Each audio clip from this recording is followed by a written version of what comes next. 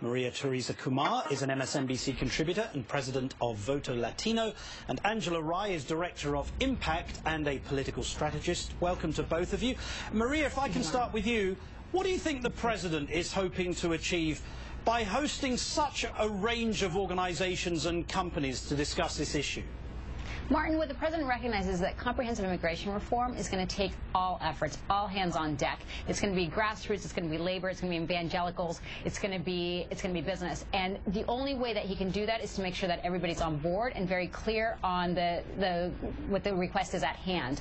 But more importantly, the fact that he was able to get in one day not only labor, but he was also to get business around the same table during these discussions demonstrates that business, whether it's Silicon Valley or Wall Street, they recognize that they need to move past immigration because his window of time is short to pass this legislation. Indeed. Angela, today, Speaker John Boehner and leader Eric Cantor were both asked if they plan to vote for Senator Marco Rubio's broad plan supported by Senate Democrats. See if you can find a straight answer from either man. Listen to this. I want to applaud Senator Rubio for his efforts. This is not about being in a hurry. This is about trying to get it right. My grandparents came from Eastern Europe at the turn of the last century to flee religious persecution and come to America. Forgive me, I didn't hear an answer. Did you say yes or no? Forgive me. Did you say yes or no? We're a country of immigrants. Yes, well, we could have gone on, but there was never going to be an answer. So neither John Boehner nor Eric Cantor can say they'll support the Rubio plan. The president says, as Maria Teresa Kumar just said, he wants to move forward. But are there signs that Republicans still haven't decided on what they think on this issue? Well, the Republicans have to wake up, Martin. At this point, 62% of the American people support not only immigration reform, but they also support a pathway to citizenship. Regardless but Angela, of the fact you just that heard John Boehner refusing to answer the question, and Eric Cantor can't give you an answer either. Well, you would have a hard time answering too, Martin, if 131 of your colleagues come from districts that are 80% white and have no context for what this really looks like, considering the fact that America is now very diverse and the face of America does not reflect the face of those particular congressional districts. I think that's right. Maria, the bipartisan Senate plan for a path to citizenship, as you know, requires 11 million illegal immigrants to pay back taxes, a fine, and survive a probationary period. We know that Republicans and Democrats want to see punishment for the crime of illegal immigration.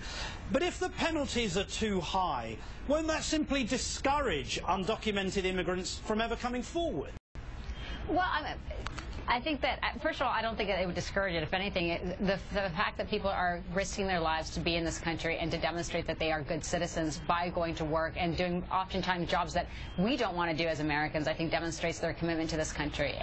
But I do caution the Republicans because their whole purpose of moving forward with comprehensive immigration reform is because they recognize that they got a shellacking during the November 6th election. They know that they need the Latino vote, and the only way that they're going to be able to do that, short of their current self-deportation policy, is to pass comprehensive immigration reform with a pathway to citizenship. Because otherwise, anything short of pathway to citizenship is not going to move the Latino vote or the Asian vote. In this case, also that went overwhelmingly for Obama because of immigration, because of the lack of immigration rhetoric in the Republican Party. So in order to win the White House and even the Senate, they need to make sure that there's a pathway to citizenship so that they can get beyond this whole rhetoric of whether or not the Latino vote is up for grabs in the next election. Angela, to be fair to him, even House Majority Leader Eric Cantor is beginning to move toward the center on this issue. And yet there are still plenty of Republicans who still believe the answer is to build a fence, electrify it, enforce existing laws. How can they be persuaded that now is the time for a major overhaul of immigration policy in this country?